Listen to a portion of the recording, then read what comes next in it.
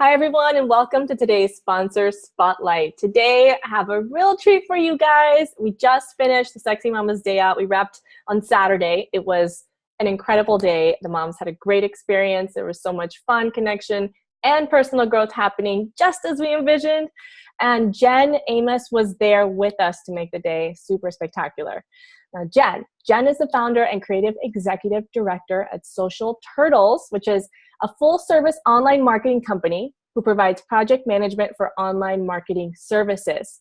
And Jen organized and facilitated the Facebook live stream for us on Saturday, which helped bring the energy from the moms who were at the event to all of you online. So without further ado, Jen, please introduce yourself and fill in any gaps in that introduction. Sure. Well, awesome. Hi, everyone. Jen Amos, as Lucy mentioned, and I just want to start by saying thank you for the opportunity to do the spotlight and as well as live stream your event. I know it was kind of a last minute thing, and a little background on that. I just started offering Facebook live streaming services for events, whether it's the important ones like weddings or events such as yours, where we just want to not just enjoy the experience in person, but share a part of that in-person experience with your online audience. And I've seen with your community having over 44K followers on Instagram and about 5K followers on Facebook, like I'm sure they wanted a taste of that, especially if they couldn't make it in person. And it seemed to be a very fun thing to do. But yeah, that's a little bit about me. I got involved in the social media industry way back in 2002. I was still a teenager. And it was kind of a hobby at first. It was my way of expressing myself because I found it as the only outlet where I can express myself at my own pace. Yeah. And so I used to blog, and then it kind of just escalated from there, getting onto MySpace, and then getting on, if anyone ever remembers MySpace. Oh my gosh. Or the MSN chat rooms, if anyone's ever done MSN chat rooms, all the way to obviously Facebook today. And it kind of just became a part of me. I went to school and got a bachelor's in journalism, emphasis public relations. And today, for the last 5 years, I've been running my own digital marketing firm, as you mentioned, and working remotely, which has been such a pleasure as I aspire to be like a lot of you sexy mamas working from home. If I can create the vehicle now, it'll be great when I finally have a family and this and that, to just be able to be there for them and do what you're doing, Lucy. Yes, so that's a little bit about me. You can join the community too. Oh yeah. So what would you say is your vision for Social Turtles? I initially started, I would say the main vision is to be your partner in the online marketing space. I work with a lot of late generation X to baby boomers, where their main form of communication was always in person. And so they're having a difficult time with the digital space because it's not the same. There's no physical touch. It's not even like direct eye contact sometimes. Yeah. And so what I love doing as a millennial, is showing them how you can translate what you're so good at in person to the digital space. And it's just been a pleasure building that bridge for them. And not even just them, but even working with millennials such as myself and collaborating with their projects as well. But the overall vision is really to be your partner in your brand and what your vision is trying to do. So that's what Social Turtles, that's what we're about. That's so awesome. So at what point did you realize that this is something you wanted to create? Yeah, it started. Oh, so this is a long story, which I can put in bullet points because I've told it so many times now. So from my senior year, I think from my sophomore year in college till about 2012, I got fired from 4 jobs. Oh my gosh.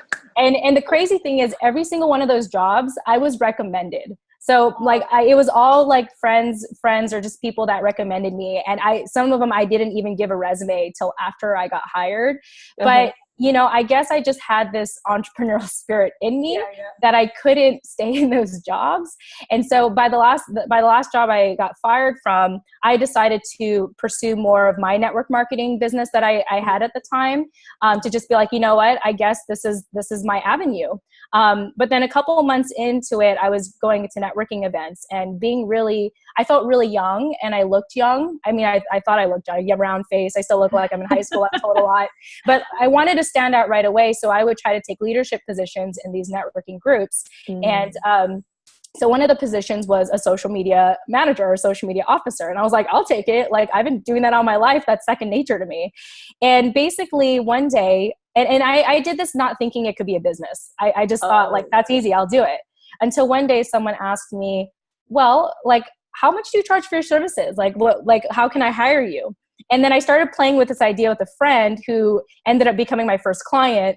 And then it kind of just snowballed from there. So that was back in 2013 when I officially filed my fictitious name and my business license. And it's just been so fun ever since. We've been evolving. I started off as a social media manager, and just as I'm sure you know, and a lot of people that are probably watching this know, the internet is constantly changing. It's constantly growing. I just found out from my fiance today that Facebook ads are beginning to get blocked off online for certain, like, it's a thing on Chrome right now where they block off the Facebook ad pixels. So crazy stuff, but it's constantly changing. And that's how I was able to evolve into having a team of experts so that we can collectively grow together and collaborate and be like, okay, so you saw that change too? Okay, what are we going to do about this? Yeah. So that's how it started. And today that's what I pretty much do. People come to me and we do a discovery call, kind of what you have as well. And we see where they're at. We take stock of what they have and what they need and what they want. And then we go from there. That's awesome. Wow. That's a really cool story. And you did a great job at condensing it too. Yes. Yeah. Trust me. That could have gone on for an hour easily. It's like, what was your process like? Well, let me tell you. Stories, I'm sure, along the way that are worth diving into in future conversations. I can't wait for that. Yeah, so totally. The most passionate, or what are you excited about the most right now? Yeah. So right now I'm most excited about Facebook Live. And it really bred from my love for my passion project, which I started in December. So it's called the Filipino American Woman Project, which is based on my heritage and where I descended from and where my parents came from. And it's the passion project came about because as a Filipino American woman, I didn't find a lot of resources about myself. And as a millennial trying to Google about myself, I didn't find a lot of things about myself other than how to date a Filipino American woman, why you shouldn't date Filipino women. You know, it's a lot of dating stuff. And it just wasn't a positive message that if I were to become a mother of the Generation Z, I think the generation that comes after us, and they're going to be born into this, like, I want to at least do what I can to be proactive ahead of time, whether it's for my future kids or someone else's future kids, but to create a space online where these little girls can look up stuff about themselves, because they're going to do it anyway, whether it's through our stuff or their friends' stuff. And what I hope to leave behind is a trail of stories by people that look like them, that look like me, that say, hey, the only commonality we have is that we're in America, we're female, and we have Filipino descent. But because there's a whole thing about the Philippines I can get into, how we're so dispersed and how we leave our motherland and we make a living somewhere else and we rarely come back home. But if for the people here, there's so many stories. There's not like one cookie cutter story about us. And that's why as women, we're coming together to share our personal story about our background, our family. And hopefully through those stories, the people who watch us down the line will see a part of themselves in it and find meaning and find answers to whatever they're facing, whether it's like feeling insecure because they're a woman, because they're a minority, because they're dark skinned, because whatever, because they're not the oldest in the family, whatever it is, or they are the oldest, so they get it the hardest. Like there's a ton of stories. And so I felt like the best platform to start this was Facebook Live, because everyone knows Facebook. Pretty much not everyone, but like a third of the world has a Facebook account, I think, at this point. And because Facebook Live is already built into Facebook, you don't really have to explain Facebook Live. It's not like I have to tell the average, like I don't have to explain to the average person, like Zoom. Not everyone knows Zoom, right? Or not everyone understands FaceTime or whatever. I mean, maybe FaceTime, but Facebook Live it's self-evident, you know what I mean? And so that's how it started. And in the last 6, we've been doing this for like 9 months, 10 months now. Our videos have reached over 100,000 impressions. Wow. And we've only done 25, maybe even less than 25, like actual interviews. Yeah. But it's been making me really excited. And on top of that, it's been making other people excited. They're like, I love what you're doing for your community. I love how you're using Facebook Live as a platform. And so I started to realize, you know, this can work for other communities, other movements, other brands as well. And so Facebook Live has really been an exciting thing for me right now. And I think part of it too is the thing with Facebook Live is it's like people always say, people talk about like the highlight reel in your Facebook news feed, and people collectively they take pieces of that and kind of make like the perfect Barbie doll in their head, kind of like this is the perfect life, right? But the beauty of Facebook Live is it goes back to that personal, like that authentic, you know, like unedited thing again. You know what I mean? Like, like you can't hide behind this. You can't hide behind stutters and ums and ahs and your mannerisms and how much you bob your head when you talk, you know. It's like you can't. And the thing is, what we forget is that we're already doing that in person. We're just doing it in front of a camera. And the whole goal with what I'm trying to teach now with people who want to get on Facebook Live is realizing, you know, you are a vessel. You know, I don't know what you believe in, but for me, I say I'm a vessel being used by God. And I'm just putting my vessel on camera for people to see and to embrace and hopefully affect one way or the other, or serve one way or the other. So anyway, that's kind of the long spiel of Facebook Live and why I love it right now, and why that's the thing that excites me.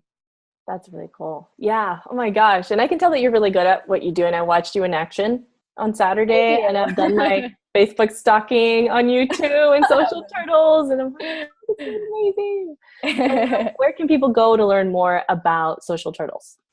Yeah, so it's really simple. You just go to socialturtles.com. So turtles is plural, because you can't socialize with yourself. So socialturtles.com. That's so true. And then I mean, you could talk in your head, but you know, I talk to myself, but it's not as fun as talking to other people. Yeah, exactly. Yeah. It's like have another person in the room. It's okay. But if they want to learn more about like even just what it's like to start thinking about being part of a community, you know, I call it Facebook Live enthusiasts, people that, you know, I don't claim myself to be an expert. I've always told people that I'm a social media enthusiast. If people call me an expert, that's nice, but I'm not claiming myself as an expert, more like an enthusiast, maybe a professional, but really just having fun with it overall. And if you guys want to learn more about that, you can go to socialturtles.com, FB group live. I'm sorry, it's FB live group. So I typed that wrong. So socialturtles.com / let me type it in again. So socialturtles.com / FB group live? FB live group. So FB as in Facebook Live. I totally typed that wrong. FB live group. So I'll post that link into the comment, or not the comments, into the description of this video, so you all can follow it. FB live group after the / Yes. Cool. And that's it.